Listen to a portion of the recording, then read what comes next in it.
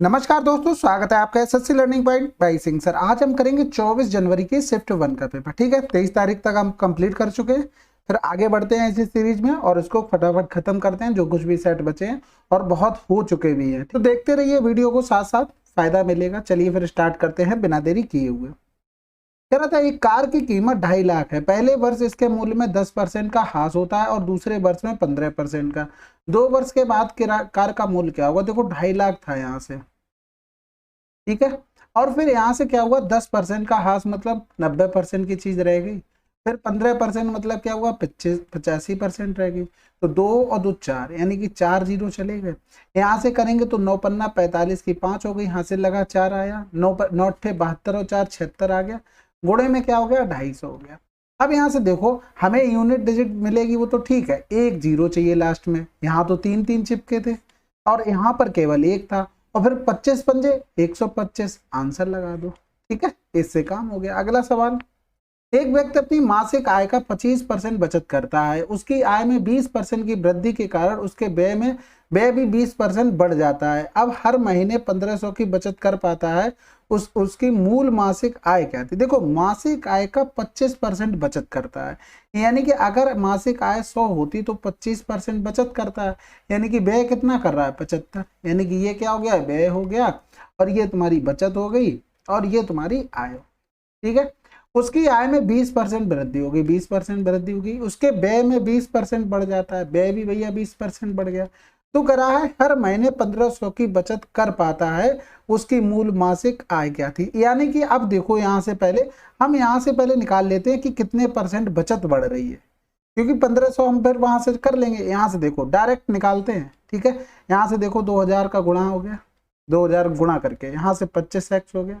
यहाँ से करेंगे 75 दूनी 150, यानी कि 1500 हो गया। ये बराबर हो जाएगा। ठीक है, इधर लेके आएंगे तो ये 500 हो गया। 500 बटे 25 करेंगे तो x बराबर कितना आ गया? 20%। समझ में आ गई? यानी कि हमारा 25 था, 25 से 20% बढ़ गया। 20% का बढ़ने का मतलब 120 बटे 100 हो गया। इसकी वैल्यू दी गई थी हमको 1500 और हमसे पूछा गया था मासिक आय क्या थी? 100 की वैल्यू निकालनी थी। ठीक है, 25 छक्का 150 हो गया, 60 दूनी 120 हो गया, 2 पंजे 10 हो गया और 2 जीरो ये वाले ऊपर पहुंच जाएंगे। आंसर आ गया 5000। अगला सवाल, एक कंपनी में 100 कर्मचारियों का औसत इतना है, शेष 25 कर्मचारियों का औसत 52 केजी है। उस कंपनी के सभी कर्मचारियों का औसत भार ज्ञात कीजिए। देखो 100 लोगों का कितना था? 62 था। 25 लोगों का कितना था? 12। अब इनका एवरेज मान लो, जो भी सुविधा अनुसार लगता है। हमने एवरेज मान लिया इसका 60 मान लो। ठीक है, ये कितना ज्यादा हो गया? एवरेज से 2 ज्यादा हो गया। एक लोगों में 2 ज्यादा है, 100 लोगों में 200 ज्यादा हो गया। यहाँ से देखो ये एवरेज से कितना कम है? 8 कम है। एक लोगों में 8 कम है, 25 लोगों में 25 अट्ठे 200 कम होगा। ये प्लस का आया, ये माइनस का कैंसिल आउट हो गया। अब यहाँ से देखो मान लो ये 60, तो चलो ये सोच रहे हो ऑप्शन देख लिया इसलिए हो गया। कुछ भी मान सकते हो तुम, तुम्हें जो भी अच्छा लगता है वो मान लो। हम तो कह रहे हैं आप 65 मान लो, 70 मान लो, जो भी अच्छा लगता है वो।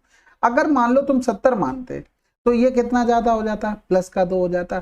तो फिर यहाँ से देखो 100 लोगों में कितना ज्यादा हो जाता? सॉरी समय कम हो जाता। कितना? 8 कम हो जाता। गलती हो गई, माफ कीजिएगा। तो यहाँ से 8 लोगों में 800 हो गया। ठीक है, अब यहाँ से देखो ये कितना हो गया? 18 कम हो गया। अब 25 के में लोगों में 25 अट्ठे 200 हो गया। हासिल लगा कितना हो गया? 20। 25 से कम 25 और 20 कितना हो गया? 35 हो जाएगा, 45 हो जाएगा। इन लोगों को डिफरेंस करेंगे, देखो दोनों माइनस के तो माइनस माइनस जुड़ जाएंगे, यानी कि 5 8 4 12 हो गया। अब ये आया टोटल। अब यहाँ से लोग कितने थे? इतने थे, यानी कि इसी से हम डिवाइड कर देंगे। तो एक लोगों में कितना? 10, यानी कि 70 से 10 कम कर दो, आंसर 60। अगला सवाल, राकेश 2530 रुपए पर 2 घड़ियां बेचता है। उसे एक पर 15% का लाभ, दूसरी पर 15% की हानि। पूरे लेन देन में उसका अनुमानित लाभ या हानि परसेंटेज क्या होगा? अब यहाँ से देखो 2 घड़ियां थी, उसने दोनों कितने में बेचा है? अब यहाँ से देखो एक 100 से 115 हो गया, यानी कि ऐसे लिख लो 20 से 23 हो गया। अब यहाँ से देखो ये कम कर दिया है 15%, यानी 100 से चीज कितनी हुई? 85 हुई, यानी कि 100 हो गया। 5 एकम 5, 3 बचा होगा, 5 सत्ते 35 हो गया। समझ में आ गई बात की नहीं आई? अब यहाँ से देखो ये दोनों का बराबर था, यानी कि ये 17 गुणे होगा, ये 23 होगा। तो इधर भी होगा कितना? 17 का और 23 का गुणा होगा। समझ गए? समझ गए होगे बात को। अब आगे देखो, यहाँ से चीज बेच रहे थे तो हमें प्रॉफिट हो रहा था, लॉस, प्रॉफिट 3 रुपए का, तो सब में 17 का गुणा हुआ, यहाँ भी 17 का होगा। 17 तिया 51 रुपए का प्रॉफिट हुआ, यहाँ पर 3 रुपए का लॉस हुआ, तो 23 तिया 69, यानी कि यहाँ क्या लॉस हो रहा है ना, कितने रुपए का लॉस हो रहा है, 9 से 1 जाएगा 8 हो गया, 6 से 5 गया 1, यानी कि 18 का हमें लॉस हो रहा है। टोटल मूल्य कितना था, टोटल मूल्य ये था, यानी कि 20 अगर एलसीएम ले लेंगे तो 23 और 17 40 हो गया, यानी कि टोटल मूल्य था 800 रुपए, और नुकसान हुआ 18 का, गुणा कर दो 100, 0 से 0 कट गया, 8 दूनी 16 हो गया, 8 दूनी 16, 8 पंजे 40, आंसर। अगला सवाल। अब देखो तरीके अलग अलग हो सकते हैं, इसको बहुत फास्ट किया जा सकता है। किसी वस्तु के मूल्य में 10% की कमी की जाती है, लेकिन वस्तु की दैनिक बिक्री में 20% की वृद्धि है, तो दैनिक बिक्री प्राप्तियों पर शुद्ध प्रतिशत लाभ क्या होगा। देखो सिंपल सी एक बात यहाँ से सोचो कि जो कमी की गई मूल्य में और दैनिक बिक्री में, तो दोनों एक दूसरे के मल्टीपल होते हैं। भैया आज मान लो तुम्हारे पास 10 ग्राहक आए, 10 ग्राहक आए और तुमने पैसा 20 बढ़ा दिया, 10 ग्राहक आए तो 200 रुपए देके गए, यानी कि ये तुमने क्या किया, ये 10 लोगों को ये बिक्री करके दी, और ये बिक्री करके दी, ये बनी कैसे है, ये मूल्य से, और जितने लोग आए बिक्री की और मूल्य से। तो जब भी प्रोडक्ट वाले सवाल मिले तुरंत फार्मूला लगाओ, plus minus a plus minus b plus minus a b upon 100, ठीक है। अब 10% की कमी मतलब 10% लिखो, 20% की वृद्धि मतलब 20 लिखो, प्लस माइनस माइनस 20 गुणे 10/100 हो गया, तो यहाँ से जाएंगे 10 बचा, 10 से 2 गया, 8% की वृद्धि, प्लस का आएगा इसलिए। अगला सवाल। राम और लक्ष्मण एक कार्य को 15 और 20 दिनों में कर सकते हैं, यदि भरत, राम और लक्ष्मण साथ मिलकर कार्य करते हैं तो वे 5 दिनों में पूरा कर सकते हैं। भरत को कार्य समाप्त करने में कितना समय लगेगा। अब तुम्हारे दिमाग में चीजें चलनी चाहिए, जैसे राम लिखा और लक्ष्मण लिखा, और फिर क्या लिखा, अच्छा राम और लक्ष्मण अलग अलग कर रहे थे, राम लक्ष्मण, ये 15 हो गया, ये 20 हो गया, यहाँ पर भरत था, राम था और लक्ष्मण था, ये कितना कर रहा था, 5 दिन में पूरा कर रहे थे। अब हमसे पूछा गया भरत का, अगर एलसीएम लेते तो कितना आता, 60 आ जाता, 4 हो गया, 20 3 60 हो गया, 12 पंजे 60 हो गया, तो ये 4 3 7 इफिशियंसी हो गई इनकी, फिर इसकी कितनी हो जाएगी 5, तो एलसीएम तो 60 लिया था, 5 से भाग कर दो 12, आंसर। कैलकुलेशन जितनी कम से कम हुआ करे उतनी कर पाया किया करो। जैसे मान लो अगर तुम स्क्रीन पे सवाल पढ़ रहे हो तो तुम्हें एलसीएम डायरेक्ट 60 लिखना चाहिए था, 15 चौकू 60, 20 तिया 60 लिखना चाहिए था, और 12 पंजे 60। अब यहाँ से 7 देख लिया तो 5 बचा होगा, ये तो अंडरस्टूड हो गया ना। भरत राम लक्ष्मण, राम लक्ष्मण का तो हटना ही हटना है वहां से, ठीक है। अगला सवाल करते हैं। एक बाइक सवार 100 किलोमीटर की दूरी 75 किलोमीटर प्रति घंटा की चाल से तय करता है, औसत चाल इतनी प्राप्त करने के लिए बाइक सवार को अगले 1 घंटे तक किस चाल से चलना होगा। तो यहाँ से देखो हमें एवरेज स्पीड का फार्मूला पता है, टोटल डिस्टेंस अपॉन टोटल। अब यहाँ से देखो अगर हम देखते एवरेज स्पीड हमें 90 दी गई, टोटल डिस्टेंस कितनी दी गई भैया 100 तो हमें पता है, लेकिन 1 घंटे में जो चल रहा है वो हमको नहीं पता है। अब यहाँ से देखो यहाँ से कितना टाइम लगेगा, यहाँ से करेंगे तो 20 पंजे 100 हो गया, 25 चौकू 100 हो गया, 25 तिया 75 हो गया, यानी कि 4/3 घंटे ये लगे और 1 घंटा ये लगा, यानी कि यहाँ से करेंगे तो ऊपर जाएगा तो 90 गुणे 7/3 हो जाएगा, बराबर में 100 प्लस x हो जाएगा, 3 त्रिका 90 हो गया, यानी कि 7 तिया 1 210 हो गया, माइनस का 100 करेंगे तो ये दूरी पता लग जाएगी, यानी कि घटाएंगे 0 1 2 से 1 गया, 1 इतना किलोमीटर आ गया। अब इतने s बराबर d अपॉन टी हमें पता है, तो ये बताओ डिस्टेंस 110 हो गई, चल कितनी देर रहा था 1 घंटे, डिवाइड 1 से कर दो तो आंसर आ गया 110 किलोमीटर प्रति घंटा। अगला सवाल। एक त्रिभुज में यदि सबसे लंबी भुजा की लंबाई इतनी है, दूसरी भुजा की लंबाई इतनी है और इसका परिमाप इतना, तो त्रिभुज का क्षेत्रफल क्या होगा। देखो 15 12, 15 और 12 का जोड़ा 27 हो गया, हमें 7 और मिल जाए तो हमारा परिमाप के बराबर हो जाएगा, बिल्कुल हो जाएगा। अब यहाँ से देखो ये कोई ट्रायंगल बन रहा है, राइट एंगल ट्रायंगल तो बन नहीं रहा है, तो हमें अगर क्षेत्रफल निकालना तो हीरोज फार्मूला हमारा s माइनस ए, s माइनस बी और s माइनस सी होता है, जहाँ ये क्या हो गया ए बी सी हो गया, और s बराबर क्या हो जाएगा a प्लस का b प्लस का c अपॉन 2, यानी कि 34/2 मतलब 17 आ गया। तो देखो अब यहाँ से 17 लिखेंगे, इसका डिफरेंस कितना हो गया 17 और 15 का 2 हो गया, 17 और 12 का डिफरेंस कितना हो जाएगा 5 हो जाएगा, 17 और 7 का डिफरेंस कितना हो जाएगा 10, ठीक है। तो यहाँ से देखो रूट में 5 दूनी 10, 5 दूनी 10, 10 बाहर आ गया, रूट 17 आंसर। अगला सवाल। जैक एक कार्य को 30 दिनों में पूरा कर सकता है और रयान यह कार्य 14 दिनों में कर सकता है। जैक ने अकेले ही कार्य शुरू किया, कितने दिनों के बाद रयान को उसके साथ जोड़ना चाहिए ताकि कार्य 15 दिनों में समाप्त हो जाए। अब यहाँ से देखो 30 हो गया किसका, जैक का, और रयान का हो गया 14। तो यहाँ से अगर एलसीएम लेते हैं तो देखो पहले तो इसको 2 गुणे 15 लिख लो, इसको लिख लो 2 गुणे 7। अब यहाँ से देखो दो तो दोनों तरफ से आ गया, 15 और 7 में कुछ कॉमन है, कुछ भी नहीं है, तो एलसीएम हमारा हो जाएगा 15 गुणे 7। बात समझ गए कि नहीं समझे? यानी कि अगर हम यहाँ से करते इसकी इफिशियंसी निकालते तो कितनी आती, 7। इसकी अगर इफिशियंसी निकालते कितनी आती, 15। अब यहाँ से देखो कह रहा था कितने दिनों के बाद रयान जोड़े, यानी कि कंटिन्यू काम किसने किया, जैक ने किया। जैक ने कितने दिन कंटिन्यू किया, 15। 15 17 105 काम किया उसने। अब यहाँ पर 15 दूनी 30 और 30 और गुणे 7 करेंगे तो 210 आ जाएगा। उसमें से 105 काम जैक ने किया, यानी कि 10 से 5 गया 5 हो गया, यहाँ पर 0 हो गया, 2 से 1 गया 1। अब 105 जो काम किया है वो किसने किया है, रयान ने जोड़ा। इसको करेंगे 15 7 105 हो गया।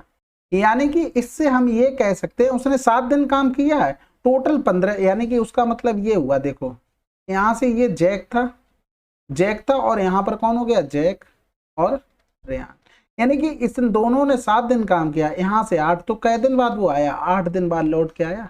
अगला सवाल देखो, ये वाला सवाल था, ये पीडीएफ में ही लिखा हुआ था ऐसा। अब मैं सोचा हो सकता आया हो, तो मैंने वहां पर क्रॉस चेक किया जाके, तो रीजनिंग में भी यही सवाल था और पीडीएफ में भी यही था। कोई बात नहीं। और देखो ऐसे सवालों को कभी भी करने बैठो सबसे पहले डिवाइड वाले को सोचा करो। यहाँ तो चलो इजी दिया है, कोई बात नहीं। जब बड़े बड़े दिए होते सबसे पहले डिवाइड वाला देखा करो कि डिवाइड हो रहा है, नहीं जहाँ पर डिवाइड आएगा। हो सकता है डिवाइड ना हो, मान लो यहाँ पर 14 लिखा है, यहाँ पर 15 लिख देता, 15 लिख देता तो ये वाला नहीं होता। समझ गए? तो इस तरीके से पहले डिवाइड चेक किया करो। अगला सवाल, अब यहाँ से देखो चतुर्थांश अनुपात निकालनी सिंपल। देखो तुम्हारे दिमाग में चलना चाहिए कि 16 दूनी 32 होगा, 26 दूनी 52 आंसर। अब इस तरह से लिखने से टाइम जाता है, तो इस तरीके से मत किया करो, मैं करके दिखा देता हूँ मेरी क्या है। ठीक है, अगला सवाल, एक कॉलेज की कैंटीन में 96 छात्रों को 5 दिन परोसने के लिए खाद्य सामग्री इकट्ठी की गई, लेकिन दाखिल होने से 64 और छात्र जुड़ गए। अब खाद्य सामग्री कितने दिनों के लिए चलेगी? अब यहाँ से देखो 96 गुणे 5, टोटल इतना दिन का खाना था, इतने बच्चों का इतना खाना था, टोटल खाना निकल आया। अब 64 छात्र और जुड़ गए, यानी कि छात्र कितने हो गए, 96 प्लस 64। अब कितने दिन चलेगा, x दिन चलेगा। यानी कि 9 6 15 और 1 16, 160 हो गया। यहाँ से करेंगे 16 छक्का 96 हो गया, 6 पंजे 30 हो गया, ये 0 से 0 3 दिन आंसर। अगला सवाल, कितने वर्षों में 4000 की धनराशि ब्याज के वार्षिक रूप से चक्रवृद्धि किए जाने पर 10% वार्षिक चक्रवृद्धि ब्याज पर इतनी हो जाएगी? देखो बहुत सिंपल तरीका होता है। 10% को हम क्या लिख सकते हैं, 1/10, यानी कि 10 से चीज 11 हो रही है। और यहाँ पर मूल्य हिसाब से देखो, हमारे हिसाब से ये प्रिंसिपल हो गया ये, और ये हो गया अमाउंट। अब इस पे क्या पावर चढ़ रही होगी वही देख लेंगे, वही टाइम हो जाएगा। यानी कि 4000 से 5324 हो गया। हमें देखो 10 की पावर बनानी, तो यहाँ पर पहले तो 10 बनाओ, 10 की पावर 3 होगी। यहाँ पर देखो 4 एकम 4 हो गया, बचा कितना है 1, 4 3 12, 4 3 12, 4 एकम 4। देखो ये 10 की पावर 3, 11 की पावर 3, यानी कि n की वैल्यू कितनी आ गई, 3, आंसर आ गया। अगला सवाल, एक अर्धगोले का संपूर्ण पृष्ठीय क्षेत्रफल इतना है। अर्धगोले का देखो, अर्धगोले में क्या होता है, संपूर्ण क्षेत्रीय क्षेत्रफल। देखो इस तरीके से अर्धगोला बनेगा, इस तरीके। तो ये वाला जो पार्ट है ना, ये वाला, ये तो पूरा लेने ही लेते हो, फिर ये वाला पार्ट और बढ़ जाता है। समझ गए कि नहीं समझे? समझ गए होगे। तो देखो अगर इस पार्ट का लिखते, total surface area total 4πr² होता है, किसका, आपके गोले का। आधा कर देंगे तो 2πr², और इसका और बढ़ जाता है। ये नीचे देखो, आप कटोरा लोगे, कटोरा का जो ऊपर वाला हिस्सा होता है वो कैसा होता है, वृत्त बना होता है, तो उसका और जुड़ जाता है। तो ये कितना हो गया, 3πr² हो गया। 3 × 22/7 × r² बराबर दिया 4158। ठीक है, 11 दूनी 22 हो गया, यहाँ से 11 3 33, 8 बच गया, 11 7 77 हो गया, 8 बच गया 88 हो गया। फिर देखो यहाँ से करेंगे 3 एकम 3, 3 दूनी 6, 3 छक 18 हो गया। अब फिर यहाँ से देखो 2 से और कट जाएगा, 2 छक्के 12 हो गया, 2 3 6, तो r² बराबर 7 9 21 हो गया, 7 छक्का 42 और 2 कितना हो गया, 44। तो आंसर आ गया 21। अगला सवाल करते हैं, दोनों तरफ रूट ले लिया। एक डीलर किसी वस्तु को 25% की छूट देता है, नकद भुगतान पर 15% की, एक और छूट देता है। एक ग्राहक 255 नगद भुगतान किया, वस्तु का अंकित मूल्य कितना था। देखो सिंपल सी बात है, 25% की छूट दिया है, ये रहा अंकित मूल्य। 25% का मतलब क्या हो गया, 1/4, यानी कि 4 में से 1 की छूट दे दिया, 3/4। 15% का मतलब है 5 तियां 15, 5 दूनी 10, 3/20। 20 में 3 की छूट दे दी तो 17/20 हो गया। हम ये इसलिए नहीं काटते हैं, बहुत रेयर है कि काट के लिखें। रीजन क्या है, बिल्कुल हमें उम्मीद खत्म हो जाती है कि आगे हम किसी से नंबर कोई काट सकते हैं, तो इसलिए हम बहुत रेयर होता है, हम पूरा ही लिखते हैं। 25% छूट तो 75% लिखते हैं, जिससे हमें आसानी रहती है। ठीक है, तो यहाँ से करेंगे 17 एकम 17, 17 पना 85 हो गया, 3 पंजे 15 हो गया, 5 चौकू 20, 20 दूनी 40, 400 आंसर। अगला सवाल। अब ये देखो सबसे कठिन सवाल हो गया। एक से पूरा ये जाएगा तो 0.4 दे के जाएगा, बिल्कुल दे के जाएगा। 0.4 का मतलब हो गया 4/10, यानी कि 2 दूनी 4, 2 पंजे 10 हो गया, यानी कि 1/8 माइनस का 3/5। यहां से करेंगे, देखो माइनस में आएगा तो प्लस वाले तो कैंसिल हो गए, ये तो बात समझ ही गए थे, इसमें भी कोई दोहराया था। अब यहाँ से देखो नीचे में क्या मिलेगा, 40, कटने का तो कोई चांस नहीं था। बाकी आपकी इच्छा है, आप जैसे काटोगे वैसे कट जाएगा। ठीक है, क्योंकि कलम पेन हमारे हाथ में, हम जैसे चलाएंगे वैसे चलेगा। 190 मीटर और 195 मीटर की लंबाई वाली दो ट्रेनें ए और बी समांतर पटरियों पर एक दूसरे की ओर यानी कि विपरीत चल रही हैं, चालें जुड़ेंगी। ये पहले ही सवाल कितना कैसा भी हो, आपको सोचना पड़े ना चढ़े, भले ही आप भूल जाते हो, तो मेरे हिसाब से ये नोट डाउन कर लिया करो। पता लगे 3-4 सवाल है, उसमें 3-4 सवाल लाइन का है, तो यही ढूंढ रहे कि वो एक तरफ चल रही थी विपरीत में। फिर कह रहा था इतनी इतनी उनकी चाल से चल रही थी, वे एक दूसरे को कितने समय में पार करेंगे। सिंपल, चालें दूरी क्या होगी, 190, 195। चालें एक दूसरे की 6, 7, 5, 12 हो गया, और घोड़े 5/18 मीटर प्रति सेकंड में, क्योंकि हमें डिस्टेंस भी मीटर में दी थी, तो 18 सत्ते 136 हो गया। यहाँ करेंगे 5, 9, 9, 18, यहाँ से लगा 1, 2, 1, 3 हो गया, बटे 7 गुणे 5, 7 पंजे 35, 7 पंजे 35, 11 सेकंड आंसर। अगला सवाल। 90 मीटर लंबी ट्रेन 210 मीटर लंबे प्लेटफॉर्म को 20 सेकंड में पार कर दी है, तो ट्रेन की चाल क्या होगी। तो यहाँ से देखो, अगर हम इन दोनों को जोड़ते हैं तो 0, 1, 9, 2, सॉरी क्या किया, 9, 1, 10 की 0, हाथ से लगा 1, 300 होगी टोटल डिस्टेंस, यानी कि 210 में 90 डायरेक्ट जोड़ सकते थे। 20 सेकंड लगा, यानी कि काट दो, तो यहाँ से कितना आया, 15 मीटर प्रति सेकंड। 18/5 का गुणा कर देंगे, किसमें बन गया, किलोमीटर प्रति घंटे में। अगला सवाल करते हैं, आसान था। अंकित मूल्य पर 10% की छूट देने के बाद एक मोबाइल फोन इतने रुपए का है। यदि कोई छूट नहीं दी जाती तो दुकानदार को 20% का लाभ होता मोबाइल फोन का किराया। अब यहां से देखो, इस लाइन को पढ़ो, बहुत इंपॉर्टेंट चीज लिखी। कह रहा था अगर कोई छूट नहीं देते तो 20% का प्रॉफिट होता है, यानी कि अगर कॉस्ट प्राइस 100 होता तो हमारा मार्क प्राइस इनके हिसाब से इतना रहना चाहिए। लेकिन ये जो मूल्य दिया है वो कब दिया, वो 10% छूट के बाद, यानी कि इस पे 10% की छूट दे देंगे तो कितना ही हो गई, 12 ने में 108 रुपया हो गई, यानी कि 108 रुपया हो गई, तो 20250 हो गया। अब निकालना क्या था, किराया मूल्य निकालना था। किराया मूल्य की वैल्यू क्या आती भाई, 100 थी, 100 का गुणा कर दो। ठीक है, तो यहाँ से करेंगे 2 पंजे 10 हो गया, 2 चौकू 8 हो गया, यहाँ से 2 पंजे 10 हो गया, यहाँ से करेंगे 9 छक्का 54 हो गया, 9 दूनी 18, 2 बच गया, फिर 9 दूनी 18 हो गया, 9 पन्ने 45 हो गया, 0 हो गया। यहाँ से करेंगे 3 बार काट दो, ये 25 हो जाएगा। यहाँ से करेंगे तो ये 7 बार चला गया और 5 बार 0 हो गया, यानी कि 0, 25 पंजे 125 हो गया, 25 सत्ते 175 और 12 187। अगला सवाल करते हैं। अरविंद ने क्रमिक छूट योजना के तहत एक वस्तु खरीदी जिसमें क्रमिक रूप से 20%, 25% की छूट दी गई थी और बिल के रूप में 6000 का भुगतान किया गया। वस्तु की एमआरपी कितनी थी, यानी कि यहाँ से अगर एमआरपी देखते तो 20% की छूट का मतलब 80% की चीज रहेगी, 25% की छूट का मतलब 75% रह गई, और इसकी वैल्यू कितनी थी, 6000 थी। तो यहाँ से 25 तियां 75 हो गया, 25 चौकू 100, 2 चौकू 8 हो गया, फिर 4 दूनी 8 हो गया, 3 दूनी 6 से 6 कैंसिल, आंसर आ गया। अगला सवाल। चलिए फिर आपका 24 जनवरी शिफ्ट 1 का पेपर कंप्लीट हो गया। ठीक है, चलिए फिर मिलते हैं अगले वीडियो में, तब तक के लिए जय हिंद, जय भारत।